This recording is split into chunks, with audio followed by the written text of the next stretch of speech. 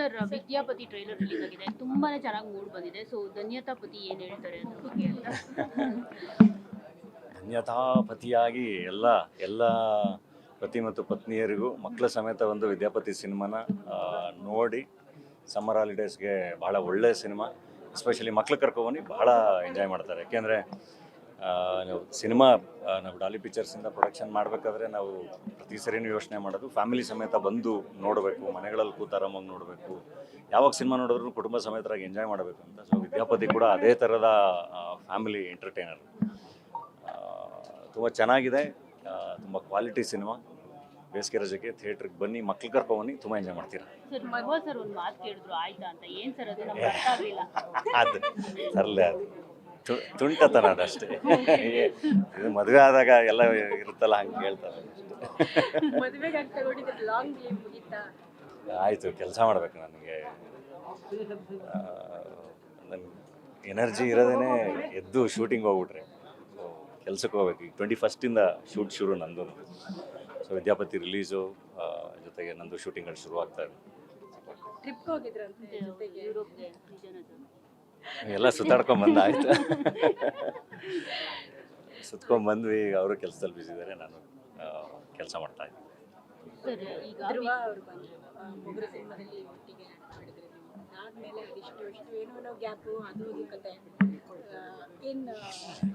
ಏನು ಅಂದರೆ ಜೊತೆಗೆ ನಟಿಸಿದ್ವಿ. ಆ್ಯಂಡ್ ಗ್ಯಾಪ್ ಅಂತ ಏನಿಲ್ಲ, ನನಗೆ ಯಾವಾಗ ಸಿಕ್ಕರೂ ತುಂಬ ಚೆನ್ನಾಗಿಯೇ ಬ್ರೋ ಅಂತೇಳಿ ತುಂಬ ಚೆನ್ನಾಗಿಯೇ ಕಾನ್ವರ್ಸೇಷನ್ ನಡೆಯುತ್ತೆ. ನೀವು ಮೋಸ್ಟ್ಲಿ ನಮ್ಮ KCCಲಿ ನೋಡಿದ್ರು ಅಥವಾ ಯಾವಾಗ ಸಿಕ್ಕರು ಅಂದರೆ ನಂಗೆ ಮೊದಲಿಂದ ಗೊತ್ತು. ನಾನು ಹೇಳಿದ್ನಲ್ಲ, Chiru was my very good friend.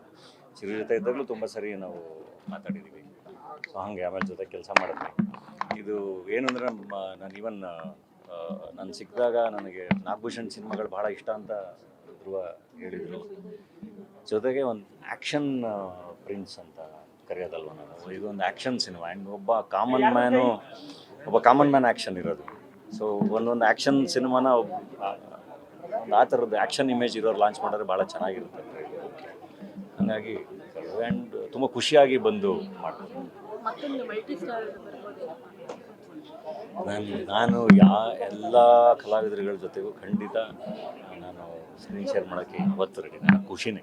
ತುಂಬ ಚೆನ್ನಾಗಿ ಸಿನಿಮಾಗಳು ಚೆನ್ನಾಗಾಗಬೇಕು ಆ್ಯಂಡ್ ಕಾಂಬಿನೇಷನ್ಗಳಾದಾಗ ತುಂಬ ಚೆನ್ನಾಗಿ ಇನ್ನೂ ಅದು ಹೈಪ್ ಆಗ್ತವೆ, ಸಿನಿಮಾಗಳು ತುಂಬ ಚೆನ್ನಾಗಿ ಆಗ್ತವೆ. ಹಾಗಾಗಿ ನಾನು ಎಲ್ಲರ ಜೊತೆ ಕೆಲಸ ಮಾಡಿದ್ದೀನಿ. ಆ್ಯಂಡ್ ಡೆಫಿನೆಟ್ಲಿ ಒಳ್ಳೊಳ್ಳೆ ಸ್ಕ್ರಿಪ್ಟ್ಗಳು ಬಂದರೆ ಖಂಡಿತ ಕೆಲಸ ಮಾಡ್ತೀನಿ. ಮತ್ತೆ ಸರ್ ವಿದ್ಯಾಪತಿ ಅಂತ ಟೈಟಲ್ ನೋಡಿದಾಗ ನಾನು ಏನು ಅನ್ಕೊಂಡಿದ್ದೆ ಅಂದರೆ ಎಲ್ಲೋ ಎಜುಕೇಷನ್ ಬೇಸ್ಡ್ ಸಿನಿಮಾ ಇರ್ಬೋದು, ವಿದ್ಯೆ ಹೇಳ್ಕೊಡ್ಬೋದು ನಾಗಭೂಷಣ್ ಅವರು ಅಂತ ಅಂದ್ಕೊಂಡಿದ್ದೆ. ಆದರೆ ಇದನ್ನ ಇವತ್ತು ಗೊತ್ತಾಯಿತು, ಇದು ಅಂದರೆ ಹೆಂಡತಿ ಹೆಸರ ಜೊತೆ ಮಾಡೋದು ಅಂತ.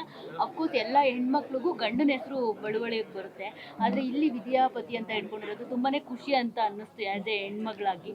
ಸೊ ಅದ್ರ ಬಗ್ಗೆ ಹೇಳೋದಾದ್ರೆ ಡೆಫಿನೆಟ್ಲಿ ಹೆಣ್ಮಕ್ಳಿಗೆ ತುಂಬಾ ಇಷ್ಟ ಆಗುತ್ತೆ. ಆಮೇಲೆ ಅದರಲ್ಲಿ ಏನಿದೆ, ಇಡೀ ಸಿನಿಮಾದಲ್ಲಿ ಅವ್ರ ಐಡೆಂಟಿಟಿನೇ, ಹೀರೋ ಐಡೆಂಟಿಟಿನೇ ವಿದ್ಯಾಳ ಗಂಡ ಅಂತ. ಐ ಡೋಂಟ್ ಥಿಂಕ್ ಅದರಲ್ಲೇನು ಏನೋ ಅತಿಶಯೋಕ್ತಿ ಏನಿಲ್ಲ. ಚೋಕೆ ಅಲ್ವಾ, ಅದರಲ್ಲೇನಿದೆ. ನಿಮ್ಮ ಹೆಸರನ್ನ ಏನಿಲ್ಲ, ಈಗ ನಾವೇ ಹೇಳ್ಕೊಂಡವಲ್ಲ ಧನ್ಯತಾಪತಿಯಾಗಿ ಬಂದಿದ್ದೀವಿ ಮದುವೆ ಆದಮೇಲೆ ಫಸ್ಟ್ ಟೈಮು ಅಂತ. ಹಿಂಗೆ ನಾವು ಈಗ ಪತ್ನಿ ಅಂತ ಹೇಳ್ತೀವಿ, ಹಂಗೆ ಇವ್ರ ಪತಿ ಅಂತ ಹೇಳ್ಕೊಳ್ಳೋದ್ರಲ್ಲೂ ಐ ಥಿಂಕ್ ಅದರಲ್ಲೂ ಒಂದು ಹೆಮ್ಮೆ ಇದೆಯಲ್ಲ. ಧನ್ಯತಾಪತಿಯಾಗಿ ಏನಾದರೂ ಚೇಂಜಸ್ ಆಗಿದ್ದಾರಾ ಡಾಲಿ? ಆ ಥರ ಏನಿಲ್ಲ, ಮೊದಲು ಹೆಂಗಿತ್ತು ಹಾಗೆ ಇದೆ ಜೀವನ. ಬಿಕಾಸ್ ಇದರಲ್ಲಿ ಅಂತ ಹೇಳ್ತಾರೆ, ಗಂಡಂಗೆ ಆರ್ಡರ್ ಮಾಡ್ತಾರೆ, ನೀನು ಫೈಟ್ ಎಲ್ಲ ಹಂಗೆಲ್ಲ ಕಂಟ್ರೋಲ್ ಅಂತೆಲ್ಲ ಇರಲ್ಲ. ಫ್ರೆಂಡ್ಸ್ ಅಷ್ಟೇ, ಎಲ್ಲ ಫ್ರೆಂಡ್ಸ್ ಥರ ಇರುತ್ತೆ ಮೋಸ್ಟ್ಲಿ. ನಿಮ್ಮೆಲ್ಲರದ್ದು ಲೈಫ್ ಹೆಂಗಿರುತ್ತೆ ಹಂಗೆ ನಂದು ಇರುತ್ತೆ ಅಷ್ಟೇ. ನೀವು ನಗ್ತಾ ಇದ್ದೀರಾ ಅಂದ್ರೆ ಏನೋ ಅಲ್ಲ, ನಿಮ್ಮನ್ನೆಲ್ಲ ಯಾರು ಕಂಟ್ರೋಲ್ ಮಾಡೋಕ್ಕಾಗುತ್ತಾ ಹೇಳಿ ನೋಡೋಣ ಜಗತ್ತಲ್ಲಿ? ಸುಮ್ಮನೆ ಹೇಳೋದು ಎಲ್ಲ ಗಂಡು ಮಕ್ಳು ಕಂಟ್ರೋಲ್ ಅಂತ, ಹಂಗೆಲ್ಲ ಏನಿಲ್ಲ. ಜಗತ್ತಲ್ಲಿ ನೀವೇ ರೂಲರ್ಸ್, ಹೆಣ್ಮಕ್ಳೇನೆ. ಅದಕ್ಕೇ ವಿದ್ಯಾಪತಿ ಅಂತ ಏಪ್ರಿಲ್ 10 KGF ಸಾರಿ ಇದು ರಿಲೀಸ್ ದಿನ ಅವತ್ತು ಬರ್ತಾ ಇದ್ದೀರಾ? ಪ್ರಮೋಷನ್ ಮಾಡ್ಬಿಟ್ಟಿದ್ರಿ ನೀವು. ಈಗ ಟಾಕ್ಸಿಕ್ ಅಂದ್ರೆ ಅಷ್ಟು ದೊಡ್ಡ ಸಿನಿಮಾ, ಒಂದು ಡೇಟ್ ಏನೋ ಯೋಚನೆ ಮಾಡಿದ್ದಾರೆ ಅಂದ್ರೆ ಡೇಟಲ್ಲಿ ಏನೋ ಇದೆ ಅಂತ. ಆ್ಯಂಡ್ ಹಾಲಿಡೇಸ್ ಅಲ್ವಾ, ರಜಾ ಇದೆ. ಏಪ್ರಿಲ್ 10 ರಜಾ ಇದೆ. ಐ ಥಿಂಕ್ ಮಹಾವೀರ ಜಯಂತಿನೂ ಏಪ್ರಿಲ್ 10 ರಜಾ ಇದೆ. 14 ಅಂಬೇಡ್ಕರ್ ಜಯಂತಿ ರಜಾ ಇದೆ. ಸೊ ಕಂಟಿನ್ಯೂಸ್ ರಜಾ ಇದೆ. ಆ್ಯಂಡ್ ರಜಾ ಇದ್ದಾಗ ಒಳ್ಳೆ ಸಿನಿಮಾಗಳು ಬಂದರೆ ಡೆಫಿನೆಟ್ಲಿ ಅದು ತುಂಬ ಚೆನ್ನಾಗಿ ಆಗುತ್ತೆ, ಜನ ಬರ್ತಾರೆ ಅನ್ನೋ ನಂಬಿಕೆ. Thank you sir, thank you so much.